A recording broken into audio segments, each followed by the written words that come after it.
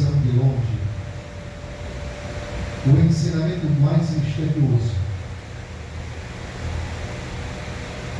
o ensinamento mais cifrado,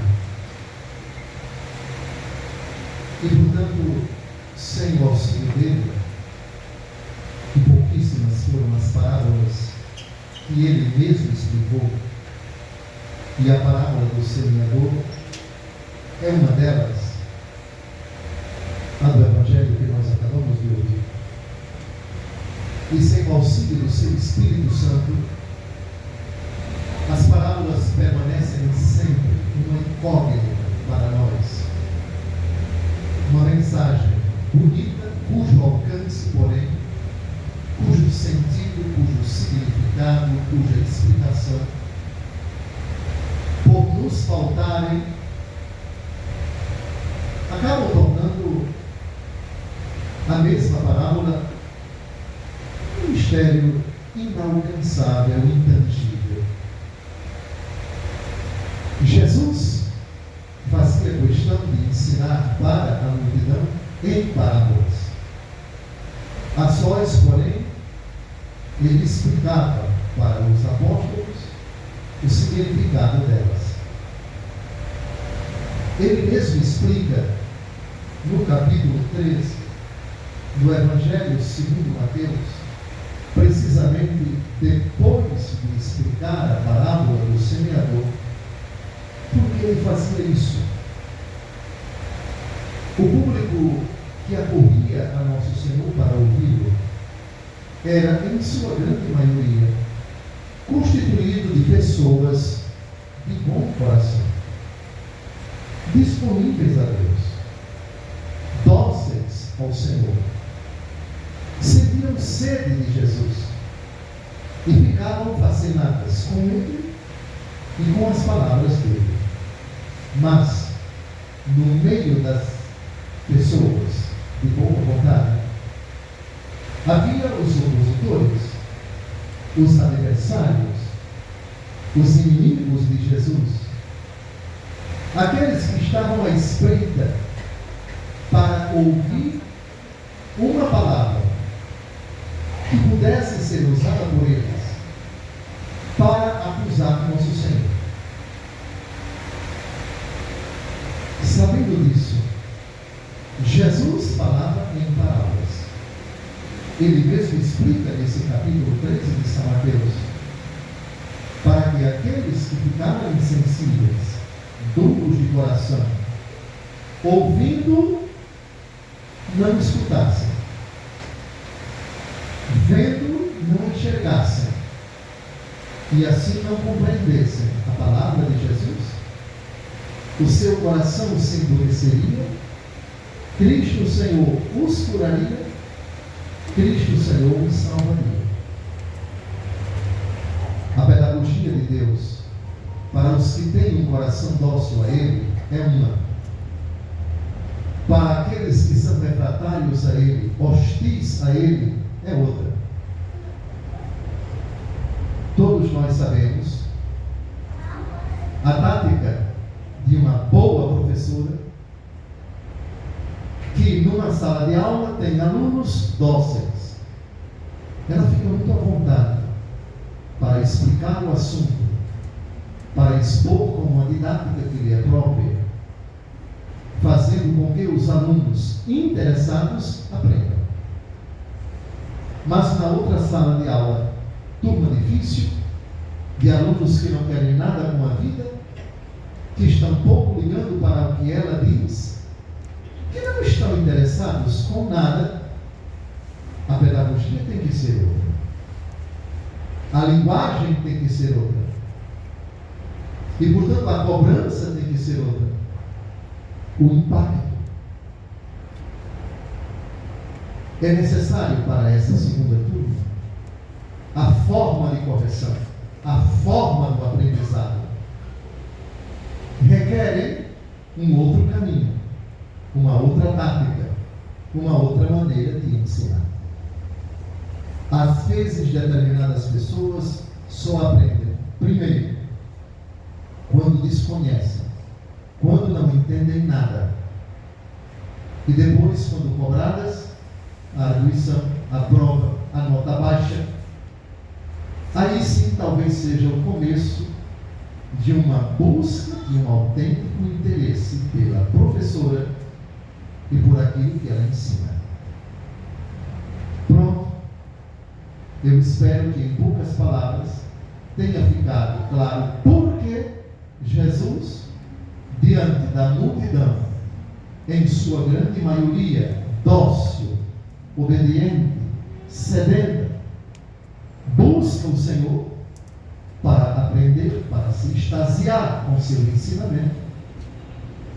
Mas, no meio dela, pessoas inimigas, adversárias, hostis, que estão ali não para aprender, mas cheias de raiva e de inveja, para buscar um motivo para denunciar Jesus. Dito isso, vamos agora à parábola do semeador, que na verdade ela foi proclamada no Evangelho da missa de quarta-feira.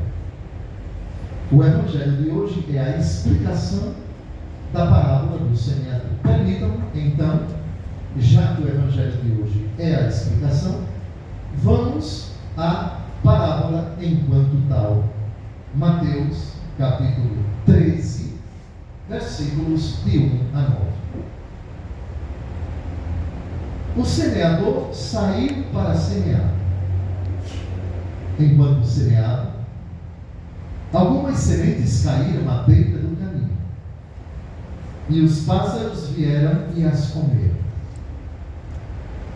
É a primeira situação. Segunda situação: outras sementes caíram em terreno pedregoso, onde não havia muita terra. As sementes logo brotaram, porque a terra não era profunda. Mas quando o sol apareceu, as plantas ficaram queimadas e secaram, porque não tinham raiz. É a segunda situação. Terceira: outras sementes caíram no meio dos espinhos. Os espinhos cresceram e sufocaram as plantas. Agora vamos à quarta situação. Outras sementes, porém, caíram em terra boa e produziram a base de 100, de 60 e de 30 frutos por semente. E a frase derradeira da parábola é: quem tem ouvidos, ouça. É um hebraísmo para dizer, em uma linguagem muito educada, o seguinte: isso não é para todo mundo. Isso é para gente inteligente, mas não inteligente do ponto de vista intelectual, segundo a lógica dos homens. Quem tem ouvidos, ouça, significa não o ouvido, que é uma parte do nosso corpo que integra um dos 5 sentidos, que é a audição. É como se Jesus dissesse: se vocês acham que são entendedores, entendam. Mas quem pensa que pelo fato de escutar já está entendendo, tire o cavalinho da chuva. Muito bem. Agora vamos à explicação da parábola, parte por parte, com a ajuda do Senhor, evidentemente. O semeador saiu a semear. Jesus não explica quem é esse semeador. Podemos imaginar que é o Pai, Deus Pai, já que em João capítulo 14, Jesus diz: eu sou a videira, meu Pai é o agricultor. Ora, o agricultor é aquele que semeia. Portanto, o semeador pode ser Deus Pai. Mas Deus Pai agindo imediatamente, Ele mesmo semeando a palavra, falando-nos ao coração, mas também Ele semeando por meio do Filho. O Filho também pode ser esse semeador, já que A palavra que ele semeia é a palavra do reino, e ele foi, nos evangelhos, o primeiro semeador, semeando com sua pregação, com sua presença, a palavra do reino, a palavra do Pai que ele veio anunciar, que ele veio pregar. Portanto, fiquem à vontade para decidir se na intuição de vocês é Deus Pai ou é Deus Filho. Se disserem que é Deus Pai, imediatamente acertam. Se disserem que é imediatamente por meio do Filho, também acertam. O semeador saiu a semear. Mas vejam bem, por favor, eu pediria uma atenção. O semeador saiu. Saiu de onde? Saiu do céu. O Verbo se fez carne e habitou entre nós. Deus não sai como nós saímos, sujeitos ao espaço. Deus não tem relação imediata e dependente com o espaço. Ele está aqui entre nós, mas ele também está em toda parte, porque ele é onipresente. Então esse saiu refere-se à descida do Filho, que saiu de sua glória sem deixar de ser Deus e se encarnou. Ou o Pai, sem se encarnar, enviou o Filho que se encarnou. Portanto, o Pai sai da glória, não encarnado, mas por meio do seu Filho que assumiu a natureza humana. Enquanto semeava, o verbo semear aqui está em que tempo? Língua portuguesa, vamos ver como estamos de língua portuguesa. Semeava. O verbo está no imperfeito do indicativo.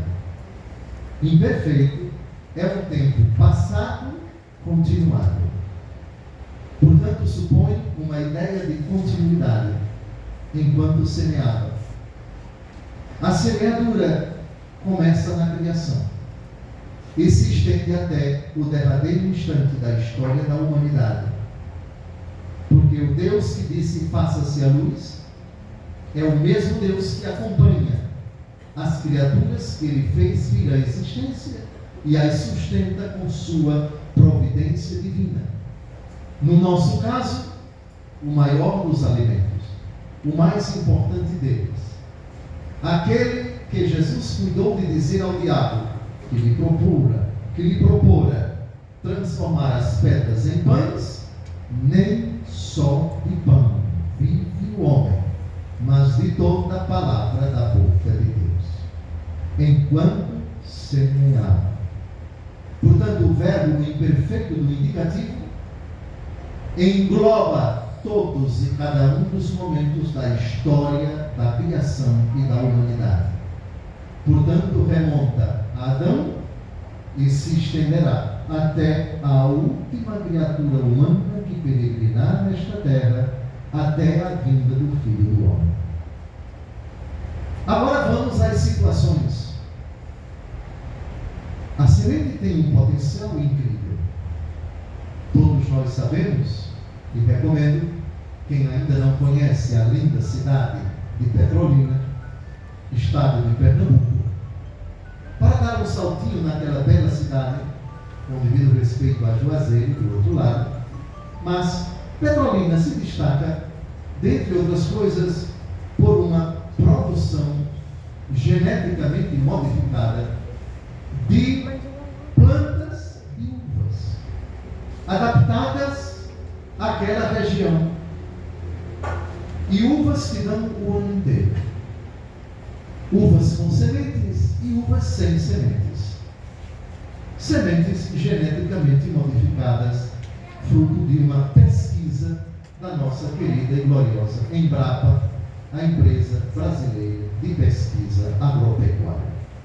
Com devido respeito às demais regiões brasileiras que produzem vinho, os de Petrolina são de altíssima qualidade e concorrem em paridade com vinhos de outras partes do Brasil e, quiçá, do mundo. Mas eu lembro a vocês que eu não nasci em Petrolina, nasci em Paulo assim. Não estou fazendo propaganda, somente lembrando que a questão da semente de boa qualidade é um aspecto fundamental para uma boa produtividade.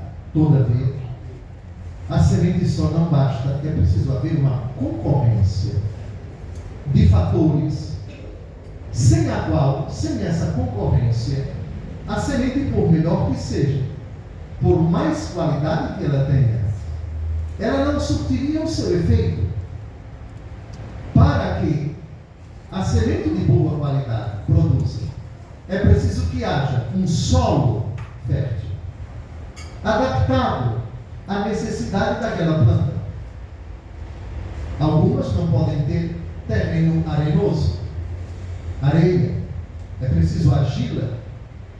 Já outras plantas não se adaptam a terreno argiloso, que parece barro, tem que ser mais arenoso, com uma quantidade de pH, o potencial hidrogeniônico, não pode ser muito ácida, outras exigem maior acidez, menor acidez, mas não é suficiente isso, é preciso que haja uma mínima quantidade de água. Portanto, a questão da irrigação, a forma como essa água cai, se é gotejando ali na beira do caule, no limite entre a terra e o caule que está crescendo, quantas gotas, quantas horas por dia, quantas vezes por semana e por mês. Mas não apenas isso, é preciso uma suficiente quantidade de sol, a insolação é importante, também de sombra, também a umidade relativa do ar. O ideal 60%, 50% de sorte que muito úmido, isso pode prejudicar a plantação. E também a umidade muito baixa, tudo muito seco, até que a garganta fica você tossindo. Determinadas plantas não se adaptam à acidez, à umidade relativa do ar, à temperatura. E também os tratos culturais, a mão do homem para tirar as plantas daninhas, que podem concorrer, que podem dificultar o crescimento das plantas.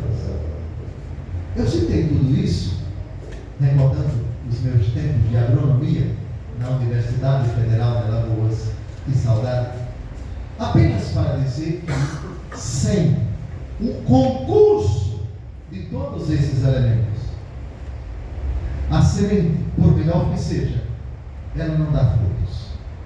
Ou se dá muito aquém do esperado. Ou seja, a produtividade, isto é, a quantidade de grãos por planta, ou por metro quadrado, ou por alqueire, ou por tarefa, é baixa.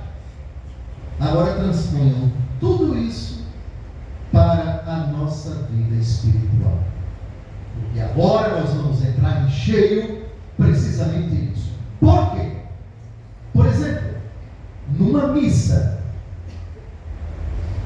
a palavra de Deus, não é o meu caso, por favor, eu não sei pregar direito. Mas imaginemos que um pregador exímio explica divinamente a palavra de Deus. Uma homilia impecável, ungida, sob a moção do Espírito Santo.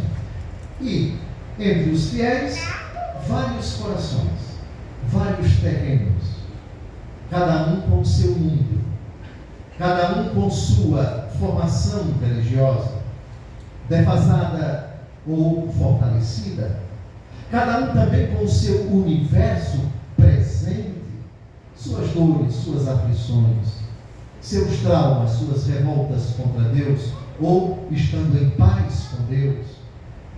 Veja, é óbvio que no final da homilia, por mais bonita que ela seja, por mais ungida que ela aconteça, o seu transcurso todo cheio de unção, é óbvio que o resultado não será o mesmo, seja imediatamente, isto é, agora.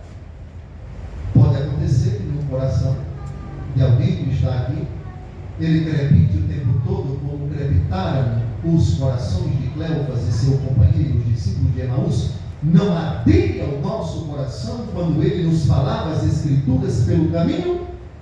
Já outros, eita bispo chato, eita homilia demorada, eita que chateação. Pode acontecer, sim. Eis porque Jesus, na sua grande sabedoria, coloca 4 situações bem distintas. E na última, a boa, a melhor, ainda faz uma distinção: 30, 60 e 100 por 1. Mas vamos chegar lá, por favor. Pois bem, Jesus, ao ensinar a parábola do semeador, mostra que as dificuldades, os empecilhos, a impossibilidade, por vezes, de a semente germinar, não está no desejo dele, mas está na correspondência do coração. Quanto mais dócil ele for, mais frutos essa palavra dará. Mais rapidamente essa semente germinará. Mais intensa e belamente os frutos começarão a aparecer. Vamos então agora à primeira situação. Enquanto semeava, algumas sementes caíram à beira do caminho. O que significa isso? Na estrada nós todos já sabemos. Agora, caminho. Quem foi que disse no capítulo 14, versículo 6: eu sou o caminho, a verdade e a vida. Ninguém vem ao Pai senão por mim? Jesus. Portanto, à beira do caminho, à beira de Jesus, nós temos o poder de, tendo recebido a semente da palavra de Deus, colocá-la não no caminho, mas à beira do caminho, ou em outros termos, margem. Caminho marginal, caminho à margem do caminho principal. Fulano é um marginal, sentido pejorativo, significa que ele está à margem da sociedade pelo seu comportamento. Vejam, à beira do caminho. A semente, que é a palavra de Deus, quando é lançada, ela é lançada para o nosso coração. Entenda-se, para a nossa capacidade de entender e de querer. Todavia, atenção, entendimento e vontade. Quando eu não exercito da forma de vida devida à inteligência e à vontade, eu não vou compreendê-la bem. Mas a culpa não é do semeador. O problema está, por favor, agora vamos à explicação do próprio Jesus.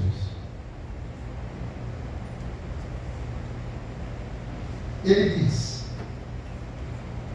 a semente que caiu à beira do caminho é aquele que ouve a palavra do reino e não a compreende.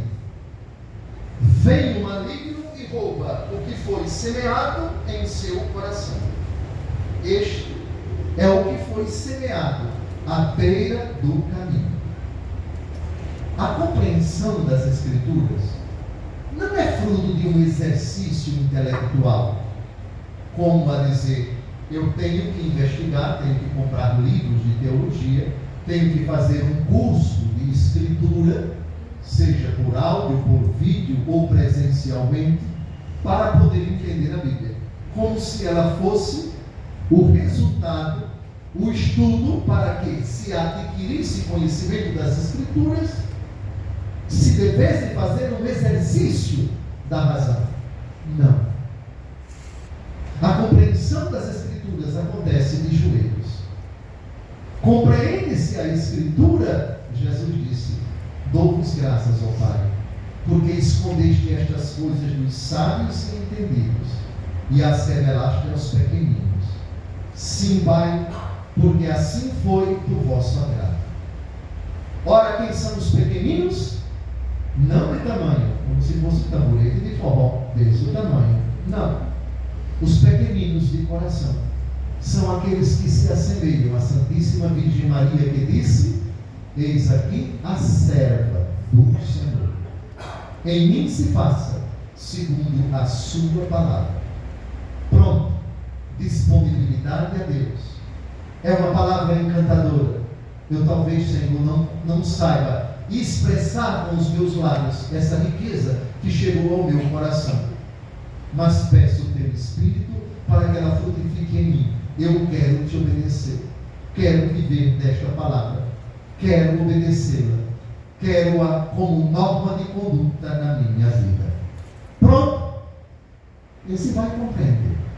Esse ou essa não vai ter nenhum obstáculo para compreender o Evangelho, que é para os simples, que é para os pequenos, cuja linguagem não tem nada de difícil, mas é inacessível, é bloqueada, é fechada aos arrogantes, presunçosos, sábios segundo os critérios do mundo. Nesses, ainda que o contato com a palavra de Deus seja impecável, marcante, impactante, o diabo vem e rouba. O diabo vem e tira, porque ele não se propõe a fazer o que a Santíssima Virgem fez quando encontrou o menino Jesus no templo e este lhe disse: não sabias que devia estar na casa do meu pai? E Maria meditava todas essas coisas no seu coração. Pronto. Aqui está o remédio para que a palavra nunca mais no nosso coração seja colocada à beira do caminho. Coisa marginal, isto é, ela é bonita, mas não me toca agora. Ela chegou ao meu coração. Aquela pregação, aquela conferência, aquela leitura, aquele retiro, aquele encontro. Mas a pessoa não retomou, não se debruçou sobre ela para matutá-la, como diz o matuto, para se deliciar sobre ela, para meditar nela. Segunda situação: outras sementes caíram em terreno pedregoso, onde não havia muita terra. As sementes logo brotaram, porque a terra não era profunda, mas quando o sol apareceu, as plantas ficaram queimadas e secaram, porque não tinham raiz. Bem, aqui é outra situação. As sementes não caíram à beira do caminho, caíram no caminho, em Cristo. Mas atenção, Cristo é a semente, Cristo é a palavra, mas a terra somos nós, que temos o poder de arar a terra, de revolver a terra. Uma das práticas culturais, todos nós sabemos, antes da semeadura, é passar o arado, ou se não tem arado, é com uma enxada mesmo, potoque, e revirar a terra, para que ela fique favorável ao eventual broto da semente, o surgimento das raízes que precisam de uma terra bem arejada para poder descer e fincar-se na terra, garantindo assim a sustentação da árvore. Se não fazemos isso, eis o que acontece.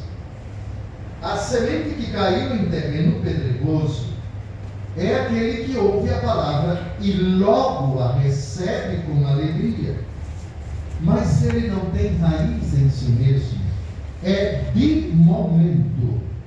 Quando chega o sofrimento ou a perseguição por causa da palavra, desiste logo. Atenção, receber logo com alegria. Isso é quase que imediato.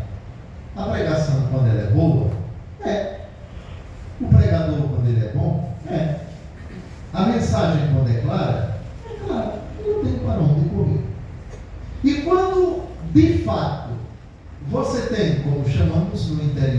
o pé na meia.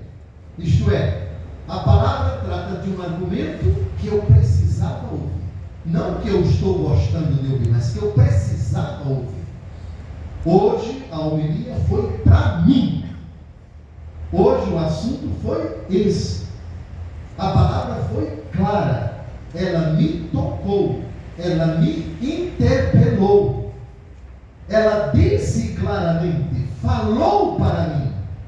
Foi direta naquele problema. Esclareceu, ilustrou, mostrou, demonstrou. Mais claro do que isso, impossível. E eu me alegro, porque hoje recebi um banho da palavra, uma lição da palavra. Foi como se Jesus estivesse falando comigo. Alegria. Puxa, que maravilha. Aquela homilia me tocou, aquela palestra, aquele encontro, aquela conferência, aquele sermão, enfim. Mas, por favor, ele não tem raiz em si mesmo. É de momento. Ele se alegra com uma boa homilia, como se alegra com o conjunto de forró tocando na sua cidade. Naquele festival de inverno, ou disso, daquilo outro. Alegra-se, empolga-se, porque o ritmo dele é forró, porque o ritmo dele é lambada, isso, aquilo outro. Ele se alegra com tantas coisas. A palavra de Deus é uma das coisas com as quais ele se alegra. Mas a vida não é somente de alegria, nem de missas bem celebradas, nem de homilias bem feitas, nem de recados diretos que alegram o nosso coração, recados vindos de Deus. Porque a missa não é um momento triste, é um momento de alegria, é um refrigério.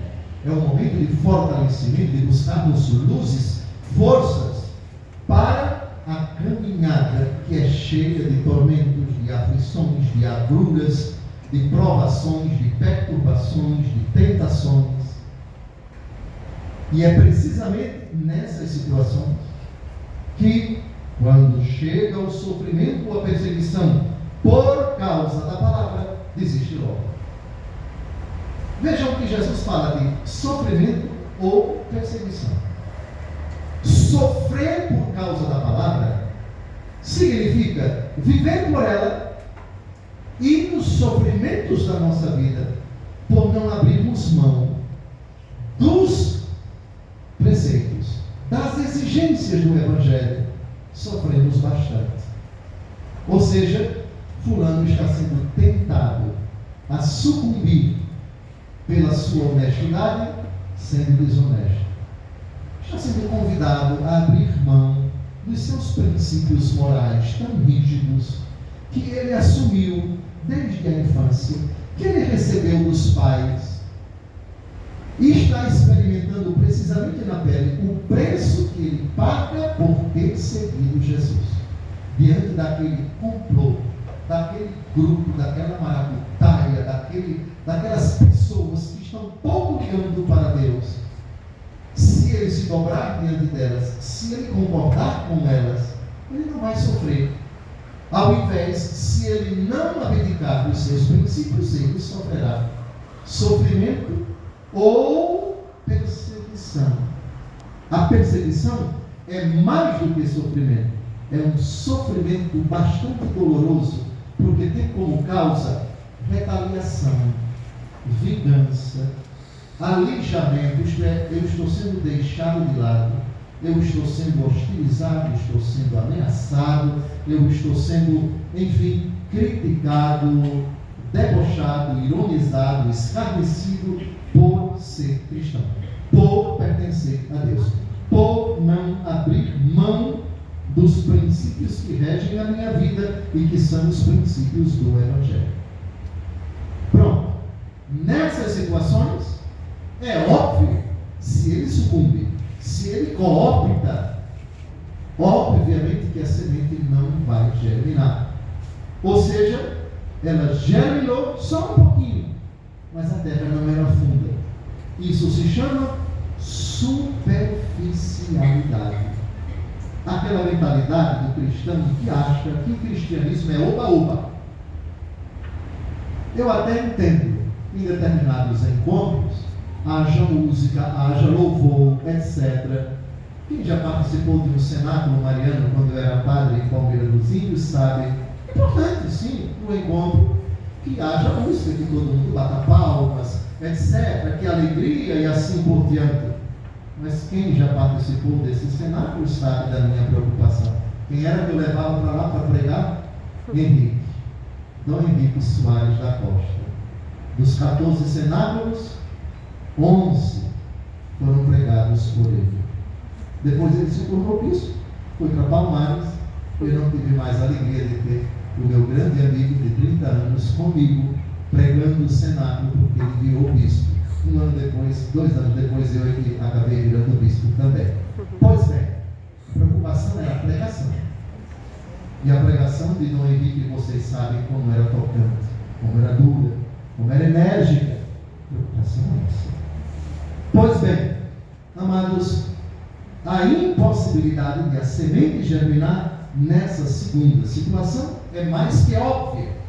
Católicos de momento, católicos de uma presença que causou alegria, esfuziamento, transbordou, transformou o rosto triste em alegre, deixou a pessoa até leve, como se costuma dizer quando se participa de uma missa ungida, de um encontro tocante, de uma palestra, de um momento de oração que durou 3, 4, 5, 6 dias, não sei, volta para casa feliz da vida, mas é de momento, porque virão perseguições e sofrimento por causa da palavra, e aí o que acontece? Ele desiste, pouco tempo depois desiste da missa, desiste das orações, desiste da obrigação de se confessar, desiste, simplesmente parou no caminho. Chegamos então agora à terceira situação, a semente que cai no meio dos espinhos. Jesus diz o seguinte: outras sementes caíram no meio dos espinhos, os espinhos cresceram e sufocaram as plantas.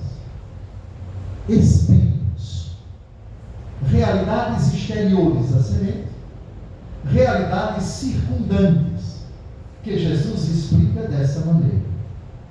A semente que caiu no meio dos espinhos é aquele que ouve a palavra, mas as preocupações do mundo, a ilusão da riqueza, sufocam a palavra e ela não dá fruto. Aqui, agora, o problema está em alguma coisa que nós costumamos sempre elogiar: a responsabilidade com nossas obrigações no dia a dia. Eu quero crer que estou olhando para pessoas cheias de responsabilidade, cada uma na sua profissão, na sua casa, no cumprimento do seu dever. Eu não creio que haja uma pessoa vagabunda aqui, preguiçosa. Não. Mas aí é que está, ou pelo menos pode estar, o problema. No capítulo 10 do Evangelho segundo Marcos, Jesus vai à casa de uma família que ele muito estimava: Marta, Maria e Lázaro. Lembram dos três? Pois bem, são comemorados no dia 22 de julho. Já passamos. Pois bem, Marta e Maria, duas irmãs. Maria se assenta aos pés de Jesus para ouvi-lo. Marta chega para Nosso Senhor e diz: Senhor, tu não te importas que minha irmã fique aí sentada a te escutar? Ordena que ela venha me ajudar. Jesus olha para ela e diz o seguinte: Marta, Marta, tu te inquietas, tu te preocupas com muitas coisas. Uma só coisa é necessária. Maria escolheu a melhor parte, e esta não lhe será tirada. Os desavisados, interpretando esse texto, dizem que Jesus aqui criticou Marta.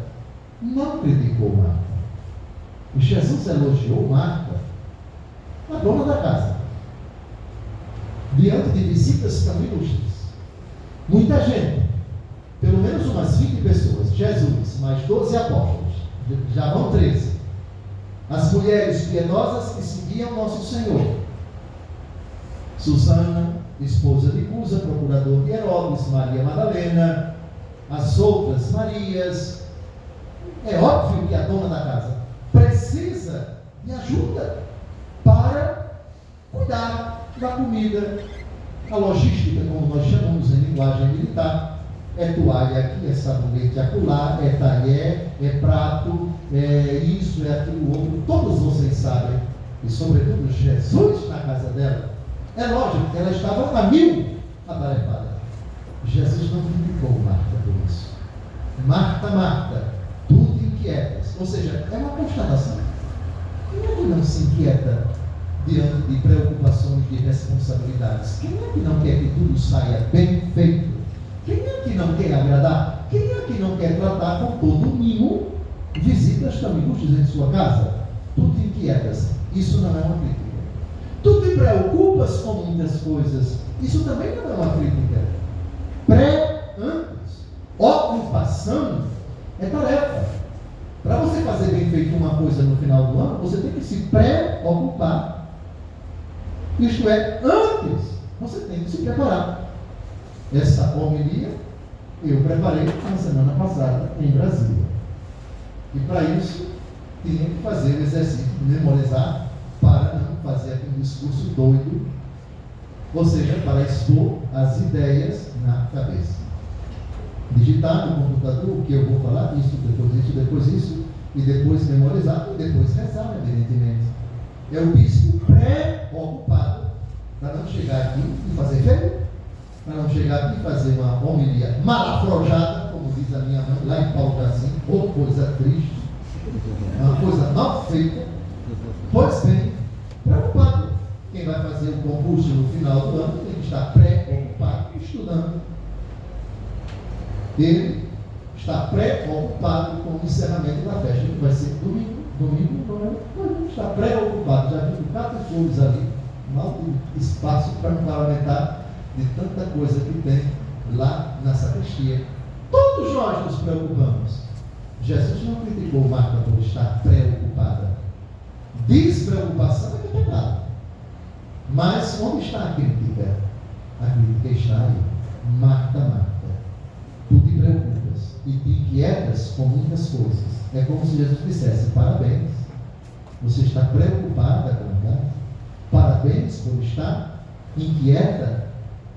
Tu te preocupas com muitas coisas. Uma só é necessária, a que não te será tirada. Maria escolheu a melhor parte, a que não lhe será tirada. Ou seja, a melhor parte da nossa vida é Jesus. A melhor parte do nosso dia não é quando a gente acorda desembestado 4 horas para fazer o café do maridão que vai trabalhar. Ou então o bichinho de pelúcia do filho que tem que ir para a escola, porque o carro, o ônibus escolar vai passar às 6h30 para levá-lo para a escola. A melhor parte do dia não é quando você paga as suas coisas, vai ao supermercado, lava a sua roupa, cumpre com suas obrigações, bate o ponto lá na polícia civil, na entidade pública ou privada, cumpre com o seu dever e volta para casa e no final do mês recebe o seu salário. Nesse histórico, Marta, tu te inquietas com tantas coisas. Tu és tão responsável. Tu és uma guerreira.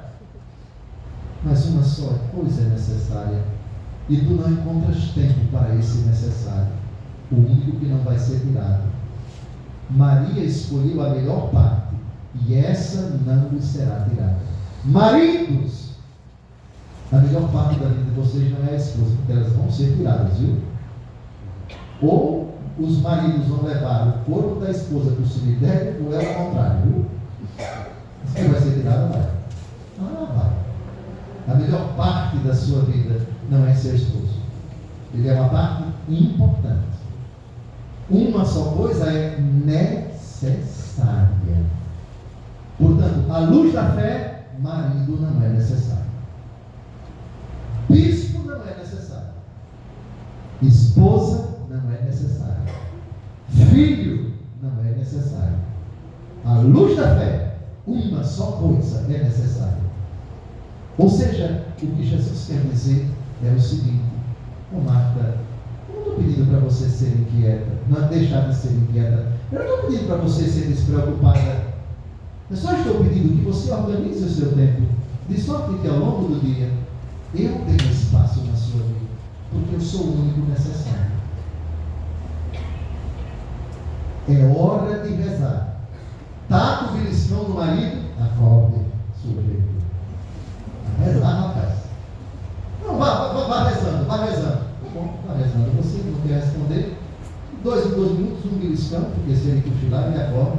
Santa Maria, Mãe de Deus, rogai por nós. São Miguel Arcanjo, defendei-nos no combate, cobri-nos com vossos escudos, contra os embustes, ciladas do demônio. O seu ofício de Nossa Senhora. Ou então, para alegrar, pegue uma ótima pregação, 4 horas da manhã, ou 5 horas, ou a hora que for conveniente. Não quer não rezar? Você vai ouvir agora a pregação daquele fulano, Padre Paulo Ricardo, Frei Gil, seja lá quem for, vai ouvir a pregação. O necessário. O café está pronto. O café não é necessário no café, mas a oração antes dele, sim. Todo mundo rezar. A refeição não é necessária, a luz da fé é necessária para alimentar o corpo, sem dúvida alguma, mas a alma não. Ninguém se levanta antes de agradecermos a Deus a oração. Domingo, o necessário é a missa. Ao longo do dia, o necessário é a palavra de Deus. Encaixe, por favor. Tempo é questão de preferência. Não me venha com essa de dizer que hoje eu não tenho tempo de rezar. Marta, fique inquieta, tu te preocupas com muitas coisas. Todas essas coisas vão ser tiradas. Não, estou cuidando da minha mãe. Sua mãe vai ser tirada? Tá. A minha também completou ontem 87 anos e vai ser tirada. Todos nós. Uma só coisa é necessária.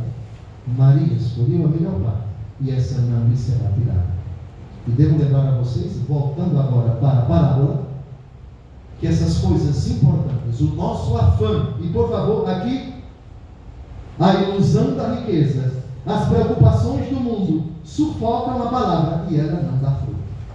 Trabalhar para garantir o pão de cada dia, para fazer o meu ganha-pão, para fazer minha reserva, para ter o meu patrimônio, para desfrutar de uma boa aposentadoria, para ter uma aposentadoria, uma velhice tranquila. Tudo correto. Tudo correto. Agora, se nesse seu afã você não tem tempo mais para rezar, para silenciar diante de Deus, para louvá-lo, para adorá-lo, para bendizê-lo, para glorificá-lo, aí a coisa está brava. Aí você está virando um burro de carga. Está economizando para os outros desfrutarem. Está economizando, mas vazio de Deus. Porque o único necessário você não tem cativado, você não tem buscado, você não tem se alimentado dele. Essa é a questão. Nessa terceira situação da parábola, os espinhos sufocam. Isso tem um nome muitas vezes: estresse. Existe um estresse emocional. Reconheço, isso é questão até de saúde, psicologia, psiquiatria, etc. Existe o estresse físico, morto, cansado, que você quer cama, porque não tem mais força para nada. Mas tem também aquilo que no sertão, vocês são da capital, mas eu sou do sertão, se chama de canseira espiritual. Ou seja, tudo é um tédio, é uma rotina brava, desestimuladora, desoladora, sem esperança. Você perdeu a alegria, a vontade de sorrir, de olhar para as pessoas e bater um papo alegre, agradável. Não, porque é trabalho, é conta, é despesa, é problema. Oh meu Deus, como é difícil lidar com pessoas, etc. Com Deus, todas essas coisas são relevadas. Aquele que de fato tem o seu coração no terreno fértil, malgrado tudo isso, tem sempre uma palavra de esperança. Olha sempre com alegria para as pessoas, E ainda que desanimado, traído, apunhalado, seja lá quem for, não perde a esperança, sua confiança em Deus. Os espinhos não sufocam a palavra. Os espinhos não abafam a vida da pessoa. E o verbo é interessante. Os espinhos, eles abafam. Vida abafada. E no abafo, você não respira direito, você não enxerga direito, você se sente inquieto, como que preso. São os espinhos. Não que os outros criaram. Porque nessa terceira situação, você é quem cria o bicho, o monstro, o papafigo, como se diz em Paulo Jacinto. Você cria a cuca ou qualquer outro bicho, saci, perereu, fogo, corredor. Você mesmo criou. Ou seja, você mesmo se encarregou de abafar a palavra. E finalmente, a quarta, a última, a melhor situação da palavra: a semente que cai em boa terra. É aquele que ouve a palavra e a compreende. Esse produz fruto. Interessante. Esse. Nas outras situações, as sementes. Na última situação, este, no singular. Ora, se é este, é uma pessoa só. Agora, se é uma pessoa só, por que foi que Jesus disse: esse produz fruto, um fruto dá 100, outro 60 e outro 30. Geralmente essa parábola, talvez alguns de vocês, quando ouviram a explicação dessa parábola, disseram: não, aqui são 3 pessoas ou 3 categorias de pessoas. Umas dão 100%, outras dão 60%, outras dão 30%. Não, senhor. Olhe direito. A parábola termina assim: a semente que caiu em boa terra. Na primeira situação, as sementes. Segunda situação, as sementes. Terceira situação, a semente que caiu nos espinhos. E a quarta situação, a semente. Plural, plural. Singular, singular. Agora explique, Dom José, porque é obrigação sua.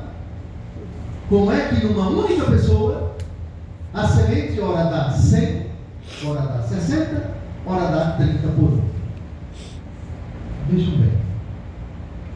Há determinados momentos da nossa vida em que é muito favorável a palavra de Deus para produzir em nós, quando não apenas a nossa disposição, nossa boa vontade, nosso interesse, nossa abertura a Deus, tudo dentro de nós está disponível, está aberto a Deus. Queremos que a palavra produza 100%, mas às vezes há situações exteriores, a mala pesada sem alça que tira a nossa paciência, o contexto difícil do trabalho que não permite, pela hostilidade daquele fulano, pela raiva daquela assombração de porta de cemitério meia-noite, ou aquele trem virado que fica apurrinhando nossa consciência, ou aqueles 2 invejosos, ou aquelas pessoas com quem eu tenho um negócio, que me tiram o sono, me tiram a paciência, são um obstáculo. E eu que podia produzir 100, 70, acabei produzindo 30. Não importa. O importante é que você produza. Bom seria se 24 horas por dia a semente da palavra de Deus produzisse 100% em nós. Não importa. Essa distinção 100, 60 e 30 são as diversas situações nas quais nós nos encontramos por vezes. Ora, não produzimos mais por culpa nossa. Poderíamos rezar mais. Poderíamos meditar mais. Poderíamos ser mais humanos, mais compreensivos. Poderíamos ser mais abertos, mais misericordiosos. Mas aquela situação não permitia. Não importa. Amanhã você pode produzir mais. 100, 60, 30. Quanto que você produz? Deus sabe da dificuldade do seu coração. Deus sabe dos fatores, das pessoas, do contexto que você está vivendo hoje, e que podem não viver amanhã. Amanhã, ou em outro lugar, ou em outro contexto, com outras pessoas. O seu coração está mais aberto a Deus, mais disponível, mais com ímpeto de buscá-lo, de louvá-lo, de bendizê-lo, de meditar, de compreender a palavra de Deus e de se tornar mais santo. Pois bem, terminou a homilia. Eu disse, não olhei para o relógio, duvido que tenha passado de 15 segundos.